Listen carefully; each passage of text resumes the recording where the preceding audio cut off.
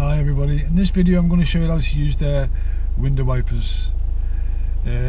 Different cars have different way that some cars you may push it up to use the wipers, and some cars you may go down. In this particular car it goes down, so the first speed is intermediate, where it just goes as a pause and then it goes again. You'll see it come up in a second.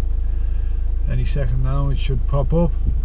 There you go. So we're going to go to the next speed, which is constant, which you'll see it going constantly.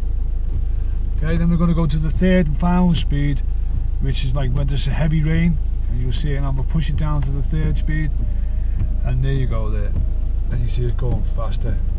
That's when the weather's really bad, and talking about the rain, it could be snow.